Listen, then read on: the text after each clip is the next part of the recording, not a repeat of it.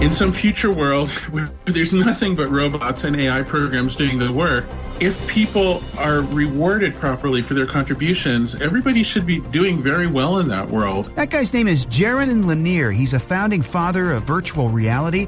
The Encyclopedia Britannica includes him as one of history's 300 or so greatest inventors. He's published several books, won several awards, and you are going to meet him today right here on Komando On Demand. As a matter of fact, part one of Kim's interview with Jaron is just a few moments away. First, welcome to Komando On Demand, Insider Edition, your fast-paced weekly update straight from Kim's desk to your ears. I'm Mike James. We'll also hear part two of that interview today. And have you ever wondered if smart gadgets could work for you? We've got a list of 10 of the smartest smart gadgets that won't break the bank. As a matter of fact, they're all under $50. One is just $10. Do dash cam apps really work? We'll cover that. Kim has this week's hot topic, drones and drug deliveries. Every week, we give you a quick trivia question to keep your brain humming. You might have heard that the U.S. Department of Defense finally upgraded the 70s-era nuclear missile command system that, up until recently, had still used computers running 8-inch floppy disks. Pretty primitive tech. But it wasn't the only outdated piece of the puzzle. Back in the early 60s, President Kennedy felt that the military commanders had too much authority to launch a nuclear attack on their own, so he came up with a plan to require an 8-digit password to authorize a launch. So, what was the password? Was it 1234567 Was it all capital letters, Kennedy 1? Was it 000000000? That's 8 zeros, by the way. Or was it all capital letters, password? Yeah, believe it or not, it was one of the above. So 1234567 all caps Kennedy 1, 8 zeros, or was it D, password, all capital letters? We'll have the answer coming up for you later in this podcast. Remember, it's cheating to Google the answer or look it up on your computer or smartphone. Make your guess, and again, we'll have that for you coming up. And a quick reminder here, this is not the Kim Komando Show. Every week, Kim gives you the very latest tech news, tips, DIYs, and takes your questions on the Kim Komando Show.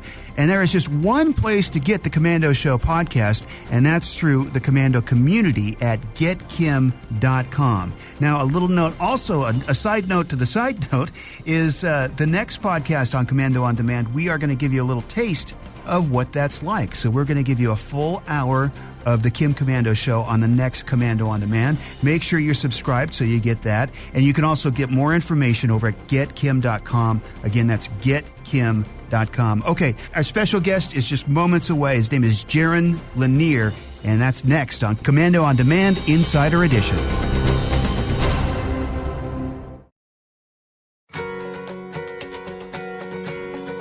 This is Komando On Demand, where we talk to some of the most influential people in technology, the innovators that shape the future and trailblazers who challenge and inspire us to do amazing things. Jaron Lanier is one of the world's most well-known internet influencers, and you're going to meet him here and now on Komando On Demand. You may think that advertising runs the internet, but the big data behind it is where the real profits come from. We're being followed all around the internet and tracked wherever we go through our phones, our watches, tablets, and all of the other devices. And all that data collected is what built billions for these big tech companies. But it's our data. If big tech can cash in on our personal data, why can't we? Well, what if I told you that a small family could earn about $20,000 a year off of their data? That's a concept my next guest has proposed to get all of us compensated for sharing our digital assets. Now, let me tell you, if I were to tell you all about this guy, we would be spending the next 15 minutes. But he's a computer scientist, he's an author, he's the founding father of virtual reality, and I'm so excited to welcome Silicon Valley maverick, Jaron Lanier. Thanks so much for being on the show. Now, I have to tell you, you have one of the most impressive, interesting, eclectic backgrounds I think I've ever read. Where did all this start? I mean, I don't know. I guess you give a kid a weird childhood and send him to Silicon Valley where there's all kinds of opportunities, and who knows what'll happen. Well, so you helped devise some of the gadgets in Minority Report. Yeah, it's true. And then there was the Lawnmower Man movie. Right? My problem with that is that I don't think Pierce Brosnan was a handsome enough leading man to play me, but you take what you can get. Well, you know what? I can totally see that right here. I mean, it's a problem. I mean, I would have gone for more of the Brad Pitt. Yeah. Somebody like that. Too young in those days to do it, though. That's the problem. Yeah. And now you're listed as like one of the top inventors of the world and in the encyclopedias. And now you're also involved in some startups. Tell me about those. Oh, geez. When I was in my 20s, I had the first virtual reality startup. I also, that effect where you see little things added to your face or you're turned into somebody else or a dog or something that you see on Snapchat these days? Yes. I actually made the first thing like that with some friends, and we sold that one to Google. And I did another thing, the first surgical simulator with some colleagues at Stanford, and that one's part of Pfizer now. And there's another one that's part of Oracle, and a thing that's part of Adobe. It's early 3D software. Yeah, so I did the startup thing in my 20s. It's a great thing to do. It was different back then because these days a lot of it is who you know. You have to know the right people from the start and get the right early investors. Then you have to know the right people to sell your company to one of the giants. In my days, nobody knew how it worked, so it was just chaos, and everything was made up as we went along. And maybe I'm biased, but I think those days were probably more fun than it is these days. Yeah, because I think now it's all about the IPO, becoming the unicorn. How can you get there first? Well, it was always kind of about that, but you used to have to, it was a complete mystery how you do it. Now it's kind of a known path. You know the right people, and as long as you can make something that works, the road is kind of laid out for you. It's a different situation. So now, what made you want to take on big tech and fix the internet? Well, from really early on, I was involved in the start of the internet in various ways. The main one is I was the chief scientist of something called Internet 2, which was this academic group that figured out how to make it grow big enough to work. And I always felt that we were making this huge mistake because what happened was a lot of the people were kind of socialists at heart and wanted everything to be free and shared on the internet. But on the other hand, they also loved the startup experience and loved entrepreneurs. And the thing is, you can't combine a distrust of markets and capitalism with a love of entrepreneurs like Steve Jobs very easily. There's only one way to do it, which is this advertising model where people have this experience that it's all about sharing and it's all about openness and it's all about, just being honest and being sincere. But on the backside, there are all of these algorithms that are trying to trick everybody because the only way you can make money that way is because somebody's going to pay you because they believe they'll be able to influence the people who are communicating on the system. So it's a very weird and twisted world we've made where we make people feel like, and a lot of times it's very real, it's very sincere, like they're doing beautiful things online, but behind the scenes, it's always financed by somebody who's trying to manipulate them. And it also lays out a red carpet for all the worst actors who want to do their own manipulation, like, foreign intelligence services and things like that. So we really screwed up big time. We really blew it. And so I've been writing about this for a really long time. I just feel like we made this giant wrong turn, and now it's our job to try to fix it, so that's what I'm up to. So when you use the phrase giant red turn, instead of making it all free and accessible to everyone, and we're going to track, 5,000 different data points on every single person so that this way we can influence their purchases and target them and sell their data. Do you think people would have been willing to pay a monthly fee to access the internet? Well, every time we've tested it, it seems like people are willing to pay for a better experience. Not everybody, but enough people. Like, I'll give you an example. Streaming services like Netflix are not perfect businesses. They have their troubles, and they're going to be in a bit of a war with each other coming up here. But the thing is, people are willing to pay for video that they really could get for free if they lifted a finger. And the reason why is they like the experience better. It's easier. Yeah, and so I think the thing is that if businesses market themselves well and offer something that's a good experience for people, yeah, people want to pay. Not everybody, and I'm a strong believer that we need to make special arrangements for people who are too poor to subscribe to things like that. But overall, it's okay. The New York Times is doing okay with subscribers. There are lots of examples of businesses that are doing okay. So yeah, it works when you try it. It's sort of this fear factor. Facebook is always saying, "Oh my God, if we charged, everything would fall apart." And in places where people are too poor, it is really a factor. I mean, I don't want to say that that's never true anywhere in the world, but in a lot of the world, people are happy to pay. So why do we have to have this business model where the only way anything can happen is where somebody's trying to trick those people? I mean, like, if we're really going to be socialist, we have to do it. That means all kinds of stuff has to get free, like your rent and stuff. And I don't see that happening. So the internet has to be part of the economy. Yeah. And either you're paying for it or somebody else is paying to take advantage of you. Those are your choices. I mean, that's just the logic. That's reality. One of the things that I've noticed over the years is that people don't realize how much it takes to put that content up on the internet. They don't take into consideration that there's salaries, there's servers, there's machines, there's hardware, there's maintenance, there's the IT guys that are running around, and nothing is free in this world. So you're using the phrase, Jaron, dignified data future. What does that look like? Yeah, well, the idea is that if you in order to make this thing work, where we say, oh, it's all free, we have to kind of tell people that they're not worth anything. It's a really weird thing. Like, it's sort of saying, because right now, you might say, oh, right now it's just social media. Maybe like a musician doesn't get paid for a song that's on YouTube, or maybe somebody who makes a video that's popular but not super popular, maybe that person doesn't get paid.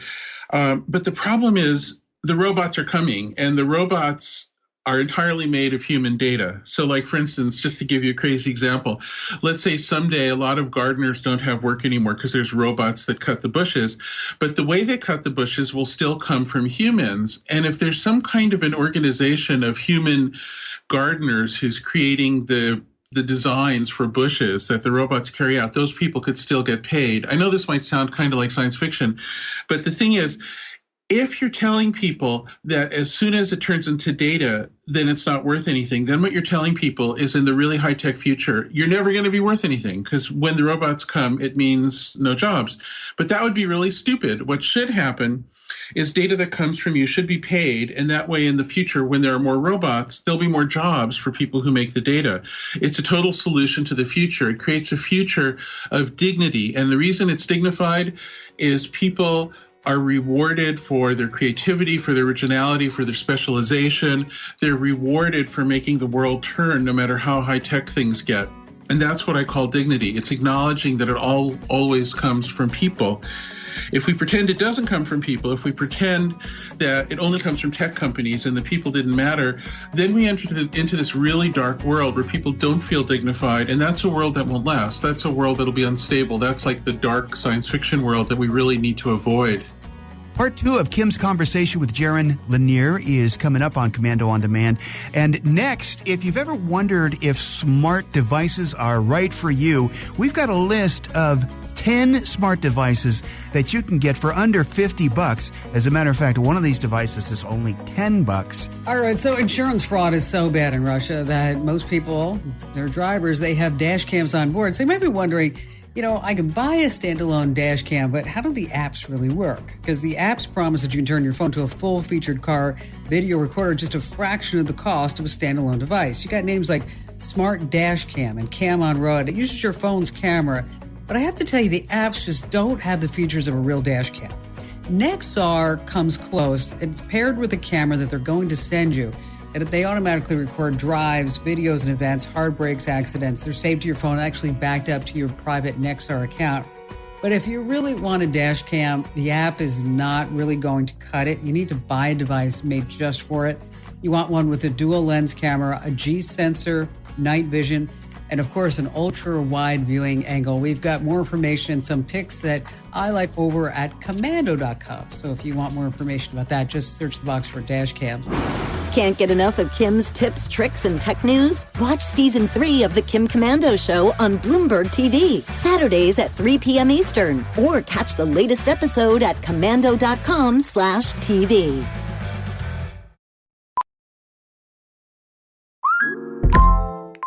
Hey, Mel, Bri here. Gotta work from home today because the whole family caught a nasty... Daddy! Hey, Mikey, if you're gonna puke, find the popcorn bowl! But my availability is 110%. Coincidentally, so is my fever. Kidding. Mel, I'm so cold but hot. But I'm gonna get you that budget just as soon as... Mikey, popcorn bowl! Press 1 to use Instacart and get your family sick day essentials delivered in as fast as 30 minutes. Press 2 to keep working. Do not press 2. Just use Instacart, Brian.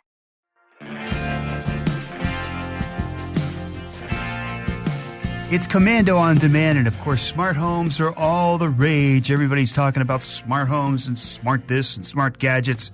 And maybe you've dabbled in a smart gadget or two, have one, I don't know, depending on what you think of it. Are you going to get more? Or maybe you're kind of wondering if smart gadgets are going to be for you. So we have 10 useful smart gadgets for under $50 that just might come in handy.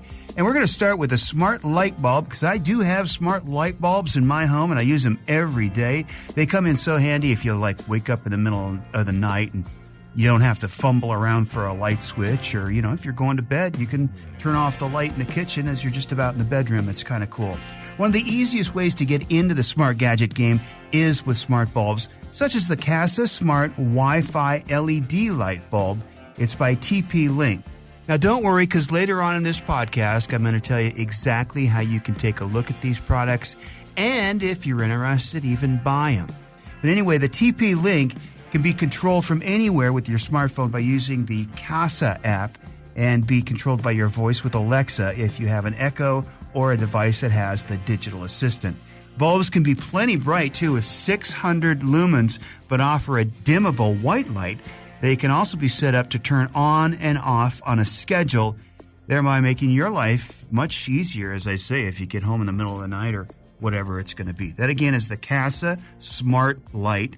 Next on our list for under $50, a smart gadget. Well, of course, you're probably aware of the benefits of digital assistants like Echo, and no doubt they can do plenty. You can ask them for the weather, playing music, information. Really, they are pretty impressive gadgets. One of their best attributes is the ability to control other smart devices. So if you really want to have a smart home, you probably need to start with a smart assistant.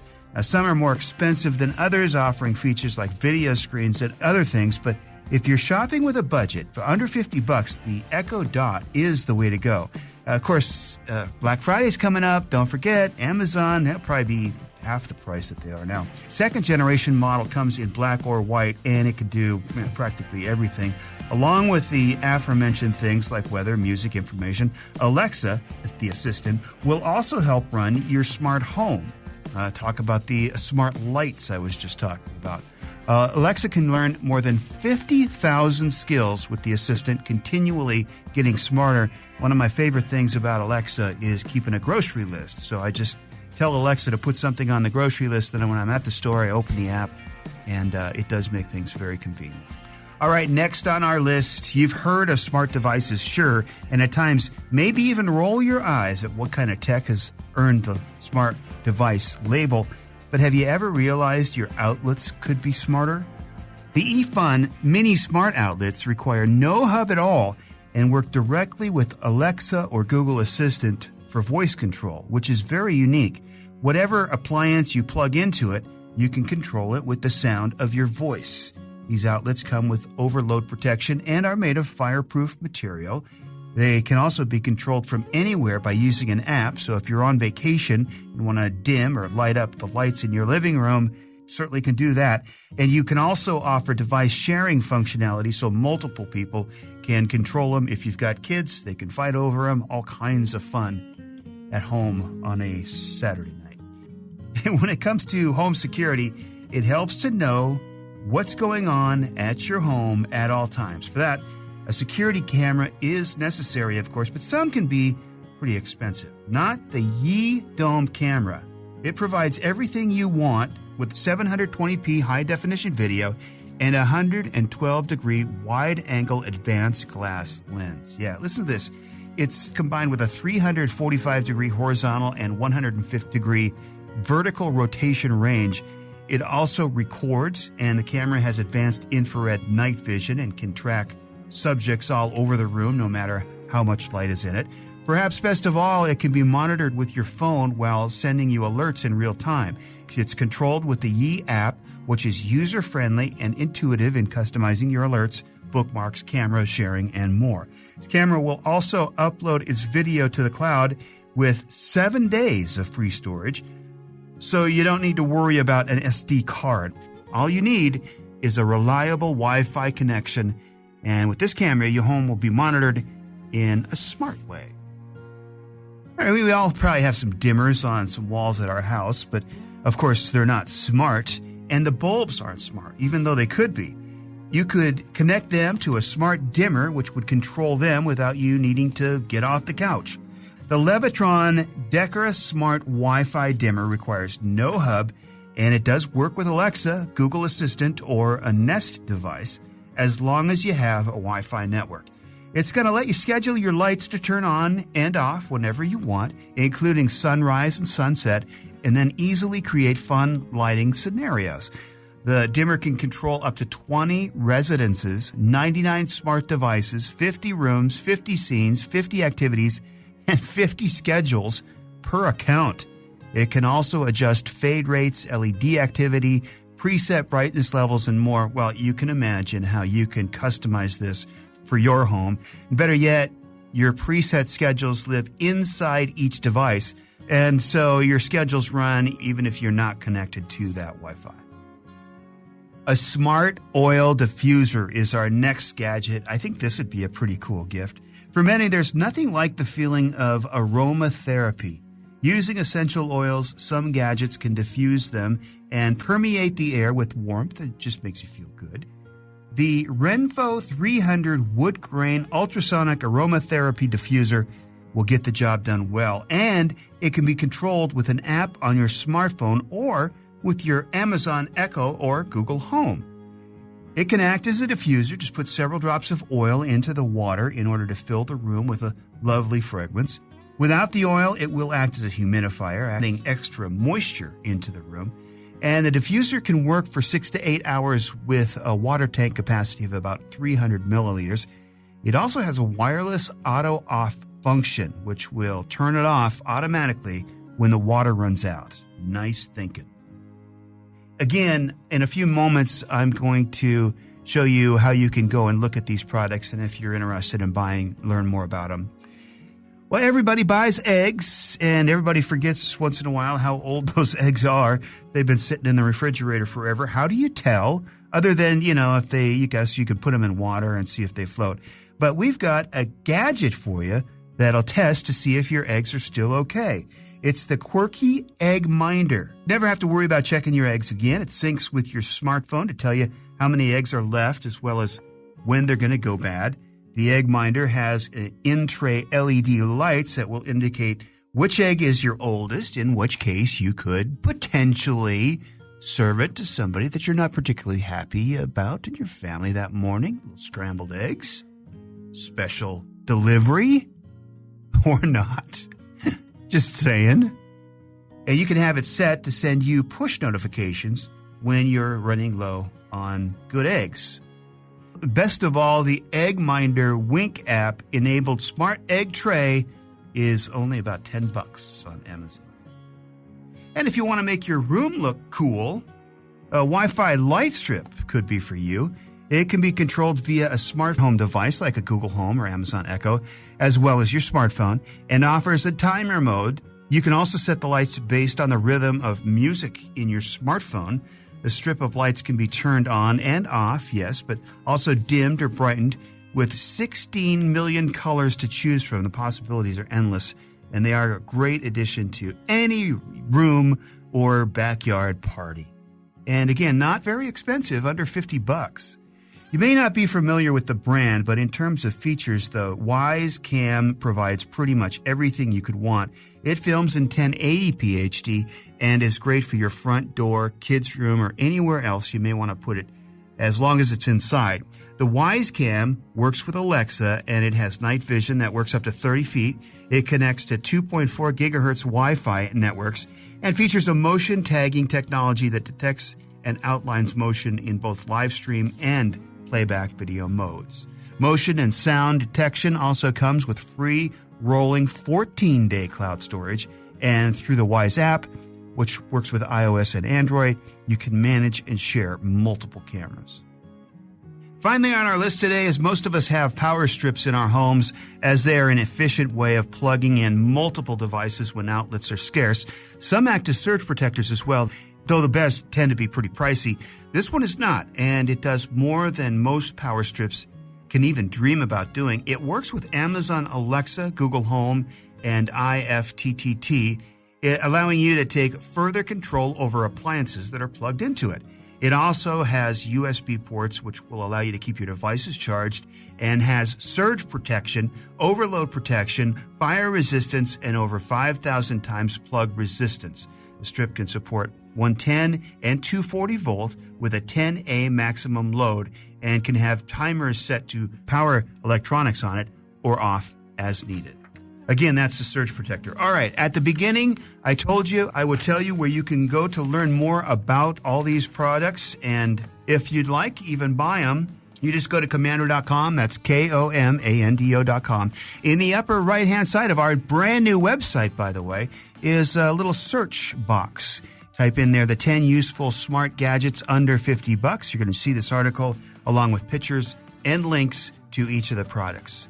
Hey, just ahead, it's part 2 of Kim's conversation with Jaron Lanier, and we've got your trivia answer coming up as well on Komando On Demand. If you're on any kind of prescription medicine, maybe you face a situation where you do need the refill now and you need it quickly, or maybe you're too sick to go get it.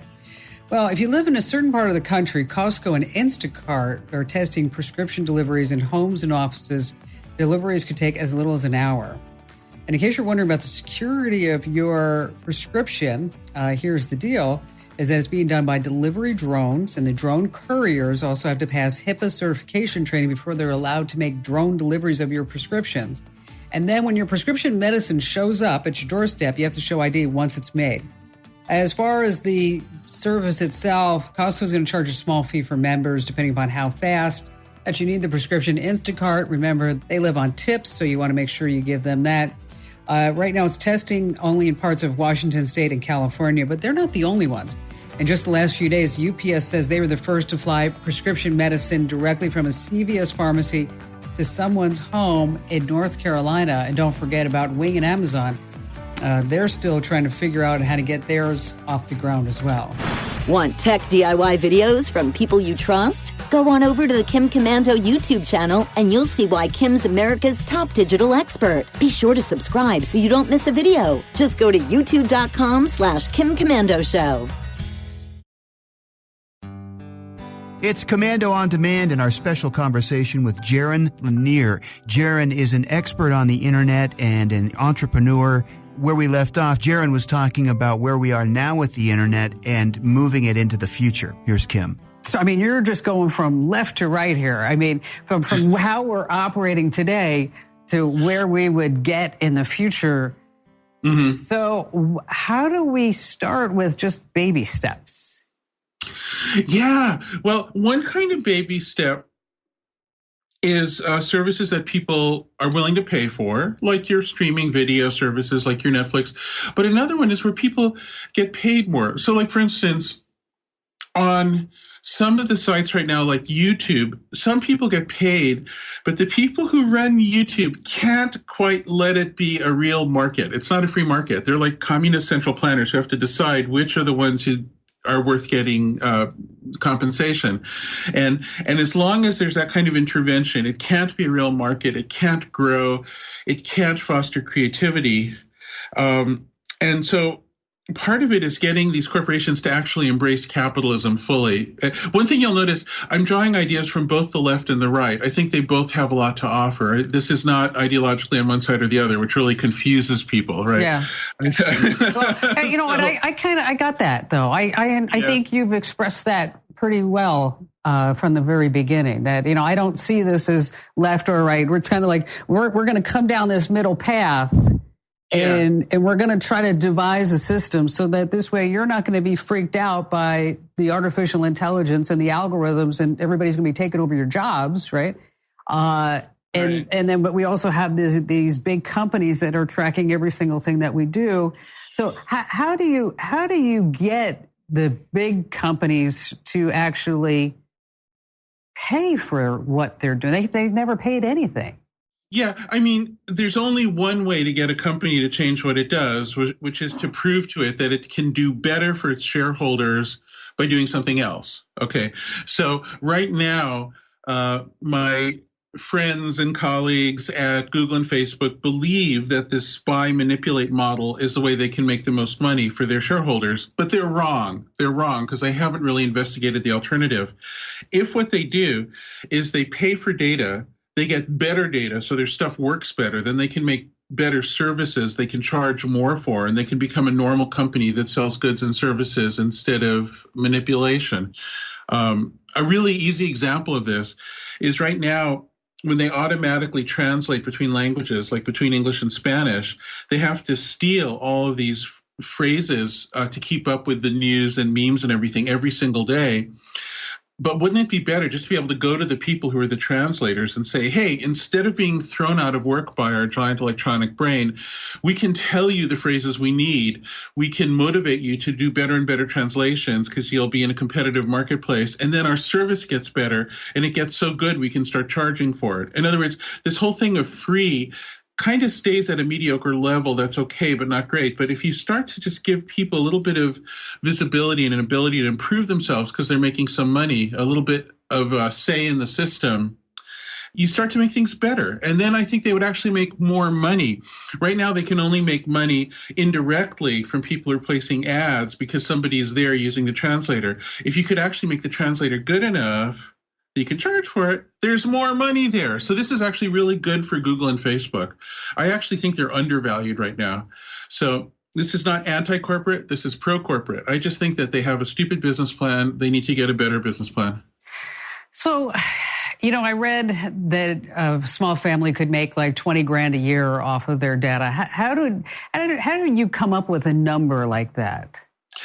That was pretty simple. I work with some economists who applied traditional analysis to it. So just what they did is they looked downstream for how much data, how much value came from an ordinary family's data. And then they worked backwards to what a typical compensation would be if that were any other kind of thing that was paid for.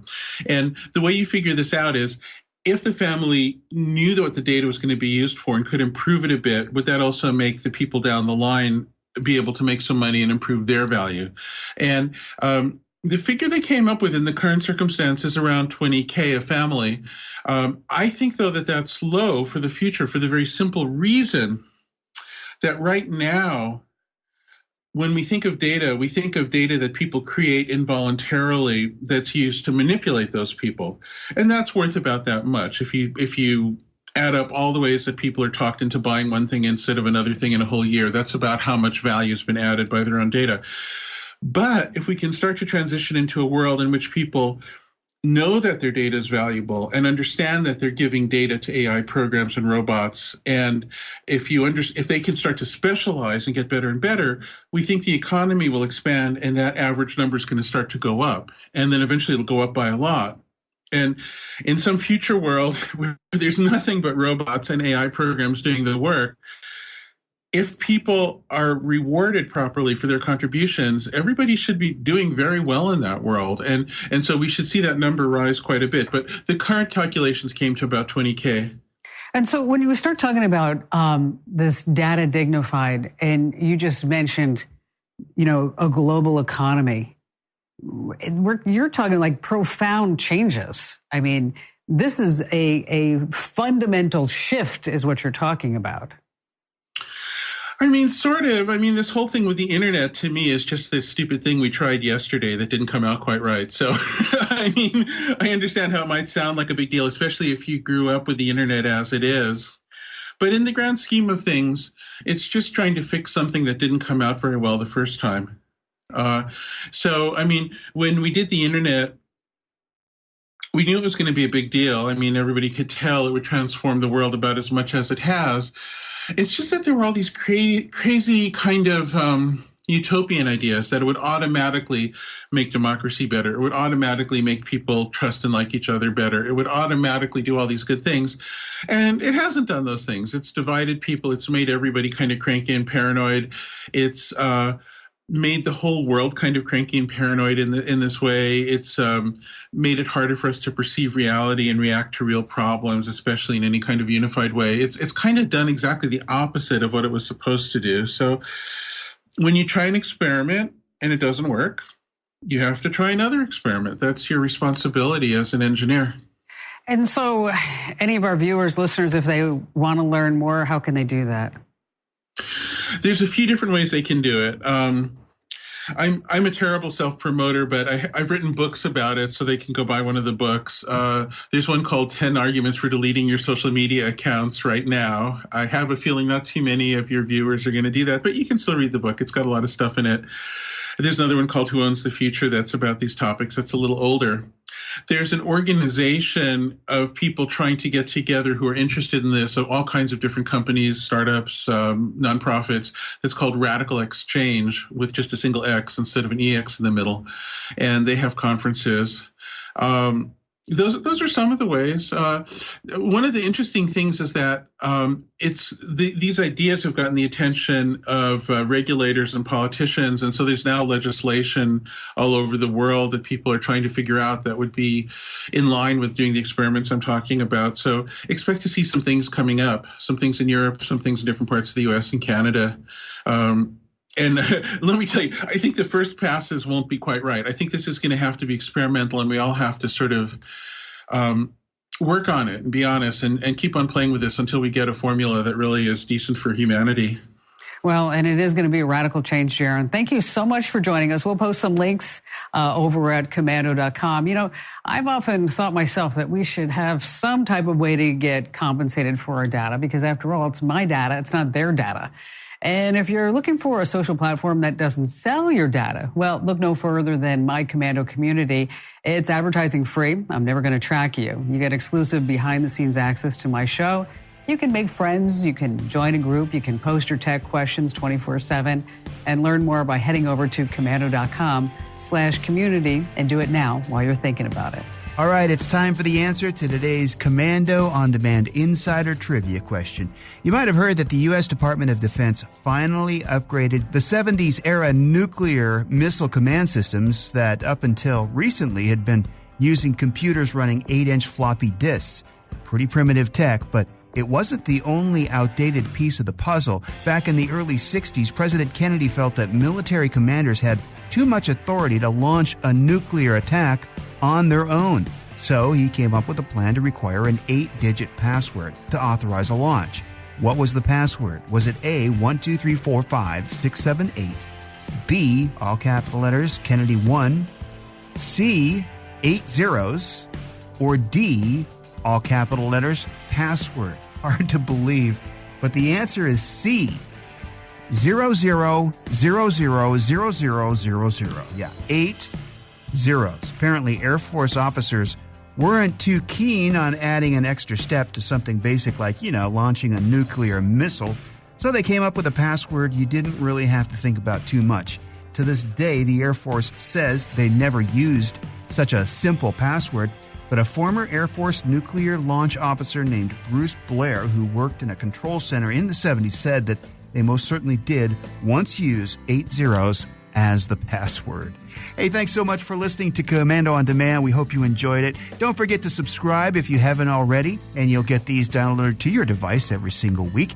And here now, it's Kim with some final thoughts. Just 4 years ago, Apple CEO Tim Cook said, "The future of TV is apps." And as it turned out, he was partly right, but right enough to begin a massive change in the way that we consume video. This week, the Disney Plus streaming service launched with a staggering 20 million customers. Millions more will sign up this weekend. Disney, Netflix, Hulu, Apple Plus, Amazon Prime, YouTube, and all the others are, of course, streaming services. But back to Tim Cook. on a TV. Those streaming services are launched with an app that's already installed on your smart TV. Or if not, you can easily download one. The numbers buying Disney, watching Netflix, Amazon, and all the others puts the handwriting on the wall for cable and satellite. They are simply no longer necessary. And keep your digital know-how going. Find your local radio station that broadcasts my show, along with more DIY how-tos and tips, videos, free news alerts delivered from me to your email address, along with the Komando community, where you can blog and ask your tech questions on our website. That's komando.com, and I'll see you right here next week.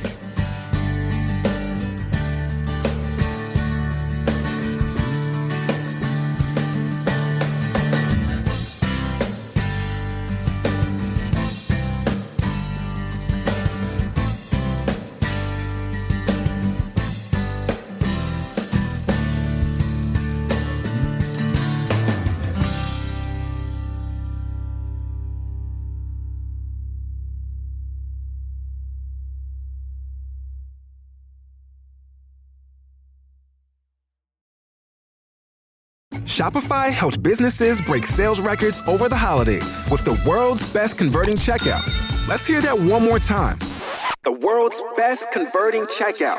Shopify's legendary checkout makes it easier for customers to shop on your website, across social media, and everywhere in between. Now that's music to your ears. Any way you spin it, you can be a smash hit with Shopify. Start your $1 a month trial today at shopify.com/records.